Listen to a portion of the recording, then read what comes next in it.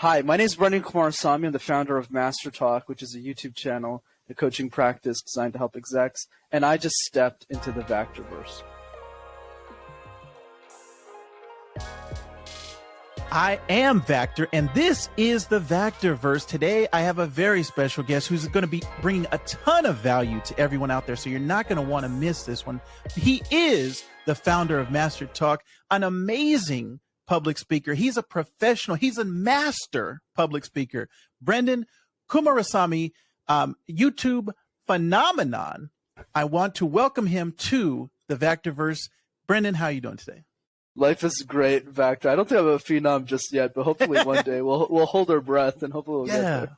Excellent. Well, I know 100% our audience is going to want to hear how they can be helped in the world of public speaking, because I think public speaking is a skill that everyone needs, no matter what branch of life you're in, no matter what career you have.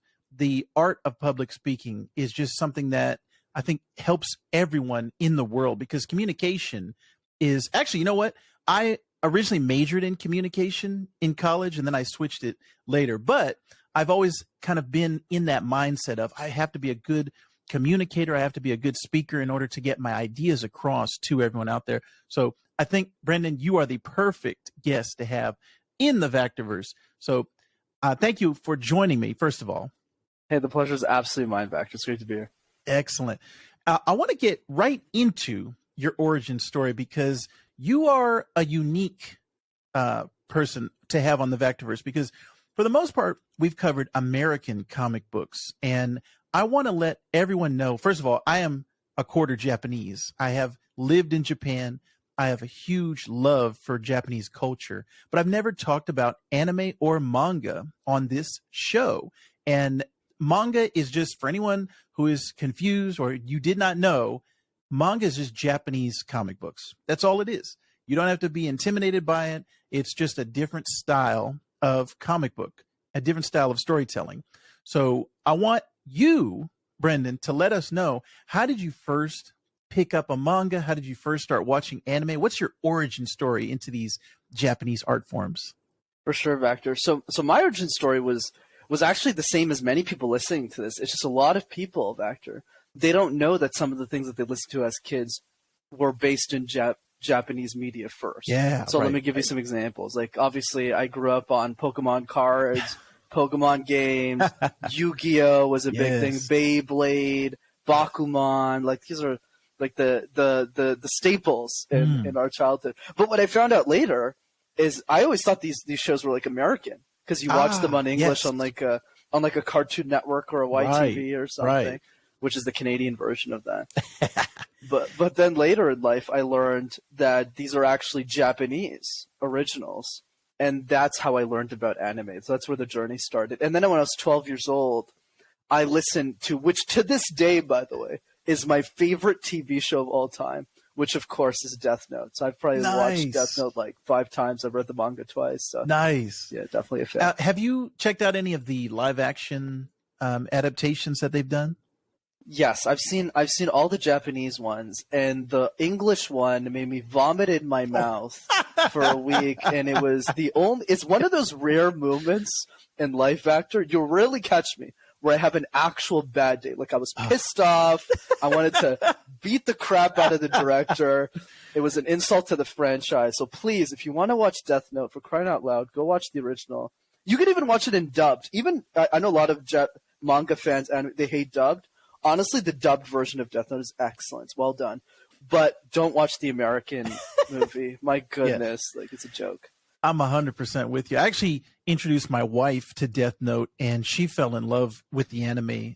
She hasn't read the manga yet, but just that concept and the story of what if you could write in a notebook someone's name and then they die, and all the rules around the Death Note and the demon, all of those things, the serial killer aspect of it.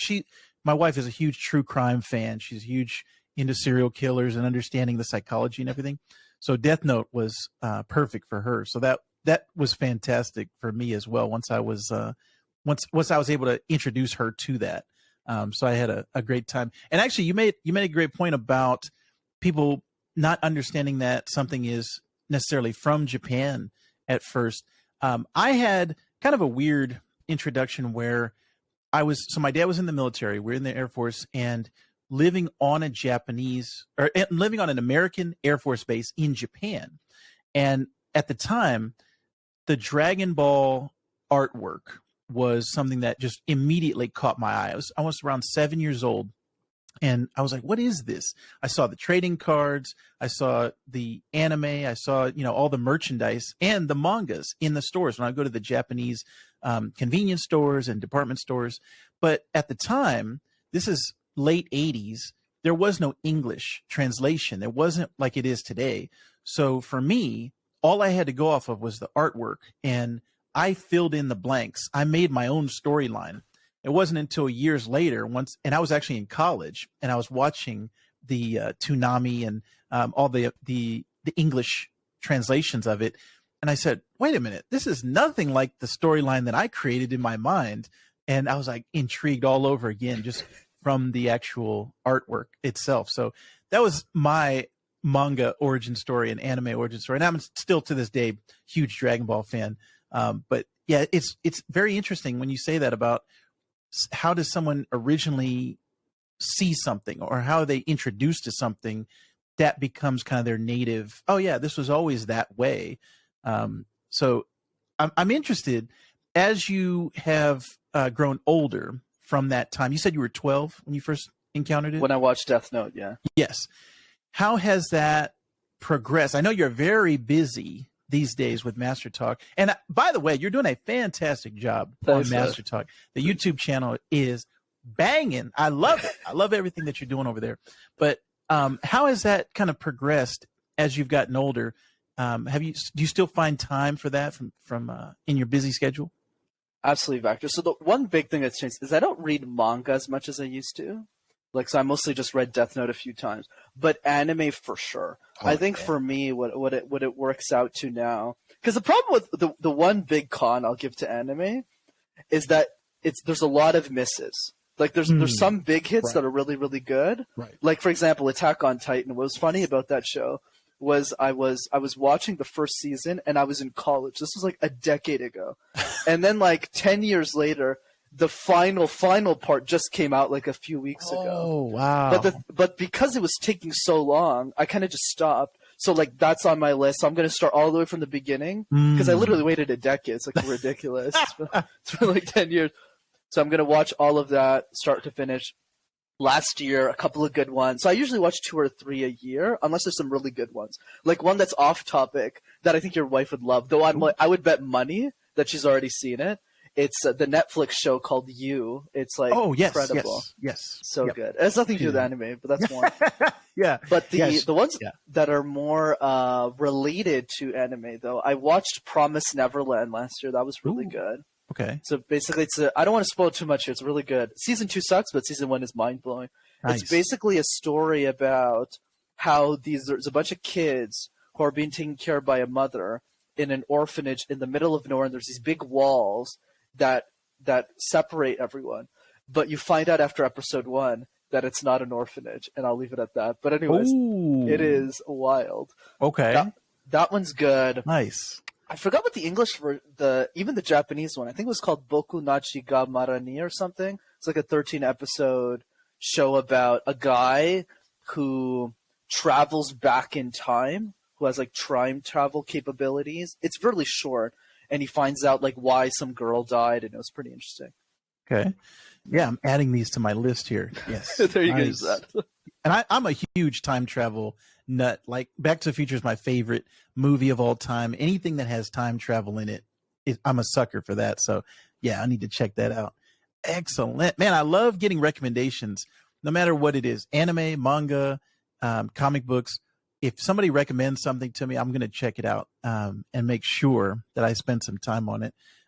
Also, things that I want to spend some more time on is becoming a better public speaker. Like I said, especially for podcasters, this is something that is a crucial skill, being able to communicate effectively and being able to get my point across and not stumble and bumble across my words, which is always something that I'm working on. And that's where you come in, sir. And I want to say you're doing a great public service to everyone out there. Why don't you tell me a little bit more about MasterTalk? Yeah, for sure, Vactor. So the origin story behind that was when I got to university.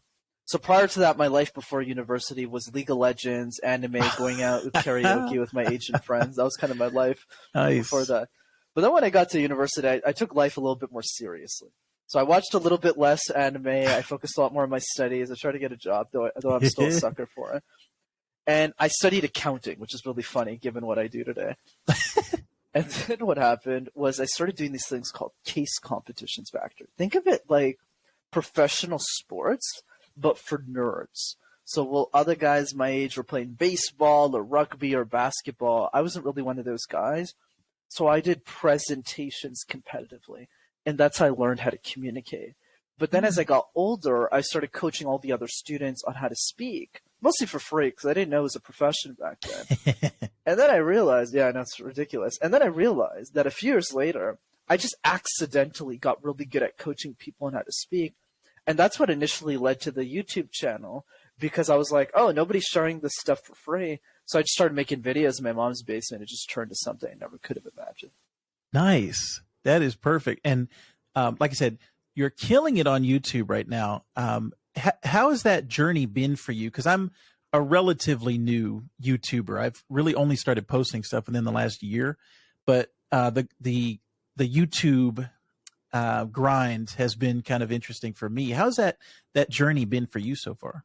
It was a hustle, man. Let me tell you. It took me 2.5 years just to get to 10,000, which was crazy. I think for me the big piece to YouTube, if you want to be successful, especially given how competitive the platform is now, like for me, you really need to be in it for the right reasons. Like for me, the mission of MasterTalk, like even today, my videos don't really get that many views, even on the sub count I have now. Some of my videos get like 500 views, but obviously some other videos have done a little bit better than that. But I think the idea for me was, even if I never got any views, as long as it's helped one person, I would live with it. So for me, it was more about, I had a 10-year strategy to MasterTalk. So I call it the 520 rule. You post once a week, really good long form for 10 years. That's 520 videos. So that was the mindset I had. And the other piece is I hustled, man. Like my first 1,000 subscribers, the reason I got them so fast, because I literally DM'd 2,000 people. Right. And that's how I got to 1,000 subs. So yeah, it was a hustle, but we made it in the end. Nice. Yeah, that's, I've recently come across kind of the idea that really, if you can get 1,000 loyal people to follow you, that is kind of really all you need. You don't need 1 million necessarily. If you have 1,000 loyal people that will subscribe to you, follow you, if you have a program or if you have some type of product, they will consume that. And then also they will share your content with their family and friends. Hey, I like this guy. I like his content. So that's been my goal now, is like just really focus in and hone in on those 1,000 loyal viewers and watchers. So I think that's a very, like you said, the grind and the hustle. It's something that I've really found has been helpful for me to kind of focus in and say, okay, if I do the work, if I put my head down, I think some good things will happen. And it has so far. I've been very fortunate in the audience that I've found and the people that I've had come on as guests, including you. It's just been a great experience so far. So I'm loving the YouTube grind. Could you tell our listeners or our watchers a little bit more about the different workshops that you have and the different products that they can peruse if they go over to your site? Yeah, for sure, Vactor. It's pretty simple. It's just two ways. One is definitely the YouTube channel, right? MasterTalk. You have access to hundreds of free videos. And the other one is we do a free communication workshop that everyone's invited to, and this is over Zoom. It's absolutely free, and it's a live workshop. So I facilitate it myself, and people can just have a lot of fun. There's 8-year-olds who come to this call. There's CEOs of big companies come to this call. So if you want to jump on that, just go to rockstarcommunicator.com, and you can just register for the next workshop. Nice. And I'll have some links in the show notes. If everybody, if you forget that website, I'll have it in the show notes. So no worries about that. Could you give us, Brenden, a little taste, a little tip for how to speak better? Because like I said, it really doesn't matter what career you have or what focus you have. I think communicating is an essential human need and something that a skill that everyone should have. So can you help us out? We need your help. Absolutely, Vactor. I'll do better. I'll give you 3. Woo! So there you go. But before we get into that, one frame that you actually hit the nail on the head that I'll re-emphasize with the audience is really, why does communication matter? Because it's not just about speaking on a stage or giving a workshop or giving a presentation. It's the way that we talk to our friends. Yes. It's the way that we raise our children. For those of us who have kids, it's the way that we talk to our family. It's the way that we show up as a better friend. It improves the way that we communicate. We all have that friend who tells us a story and they just kept rambling and rambling. You're just like, when is this guy going to stop? Yes. Right. So there's a big difference between me going, hey, I recommend this is good, versus like, let me go on a 25-minute monologue as to why. And you're just like, oh my God, I don't feel like I want to watch this anymore. Yes. I want to look at this. That's really the key. So how do we get better? Yeah. The way we get better is by realizing that communication is like juggling 18 balls at the same time, Vactor. One of them is body language, one of them is smiling, one is vocal tone variety, one is facial expressions. And it can get really confusing. So what are the 3 easiest balls that we can juggle in the air? Let's start with number 1, which is the random word exercise. Pick a word like phone, like sofa, like building, like home, and create random presentations out of thin air. So this serves 2 main purposes, Vactor. Number 1 is it helps you deal with uncertainty, because life is filled with it. When you go to a party, you go to an event, you don't go up to somebody and say, here, these are the list of questions that we should discuss together. No, you just go, what's up? Yes. And you let the conversation flow. And the second reason this is important, and people can write this down if they want, is if you can make sense out of nonsense, you can make sense out of anything. And what's nice about this is if you could talk about avocado toast, you could literally talk about anything. And that's what I would encourage people to do. That's exercise number 1. Nice. Very nice. That is something that I can definitely benefit from. Absolutely. Right. Yes. So I'll jump into number 2 now. Yeah. So number 2 is the question drill. So question drills, we get asked questions all the time in our life, Vactor. School, work, podcast, but most of us are not prepared for the questions that life throws at us. I'll give you an example. A few years ago, when I started guesting on podcasts, I was not this smooth. I sucked. Okay. I was horrible. I remember some guy came up to me. He was like, Brenden, where does the fear of communication come from? And I looked at him and I was like, London? New York City? Like, I don't know, dude. So I didn't know the answer. So how did I fix this? Every single day for 5 minutes, I answered one question that I thought the world would ask me about my expertise, my life, or my business. But if you do that once a day, Vactor, especially for those of you who have jobs, just every day you answer a question that you think your boss will ask you. 5 minutes a day for a year, you'll have answered 365 questions about your industry, and you'll be bulletproof. That's number 2. Nice. And then finally, number 3, video messages. Pick 3 people you love the most in your life. A brother, a mother, a client, a friend, a podcast guest. And send them a 20-second video message to just say, hey, I'm thinking about you. I hope you're having a wonderful, wonderful day. And I'm super grateful for you. And there's only one rule to the video messages. You're not allowed to retake the video. If you do that 3 times a day, you're going to be solid on camera really fast. Nice. Man, these are great tips. I hope everyone is writing these down because these are fantastic nuggets that Brenden is giving to us. And you can also get some more if you sign up for his free workshop. Like I said, I'll leave a link down below, as well as, like you said, check out the MasterTalk YouTube channel. There's so much content there and so much value that everyone can intake into them. And it's not just comic book fans. It's everyone. Everyone can benefit from being a more effective and a more well-rounded public speaker or just communicator in general. So, man, Brenden, this is great stuff. I'm loving everything you're doing on MasterTalk. Like I said, I'm a subscriber now. I have seen the light. So I want to get better as a public speaker. I want to get better as a communicator, I do this YouTube podcast thing. So I'm loving everything you're doing, man. Keep it up. Keep up the great work. Is there anything that you got going on in the future that you're excited about, that you want to tell the world about? Thanks, Vactor. Well, first of all, I don't think you need my videos because you're a fantastic communicator. So thanks for sharing and having me on. I think the only thing left is a question that I challenge your audience to think about. And the question is, how would your life change if you were an exceptional communicator? You know, the problem I have with comms in general is a lot of us are threatened by it. We see it as a fear thing. We go, oh my God, this sucks. I don't want to do this. Whereas for me, it's not about making more money necessarily. It's about the way you just live a cool life. Yes. Like if you're that one kid who always reads comic books and you're extroverted, boy, when you go to Comic-Con, you're going to be the life of the party. Because nobody there interacts with people as much, right? But if you're being a little bit more extroverted, it doesn't have to be the next, Oprah Winfrey here. It's more about saying like, wow, like if I got better at communication, I could make new friends.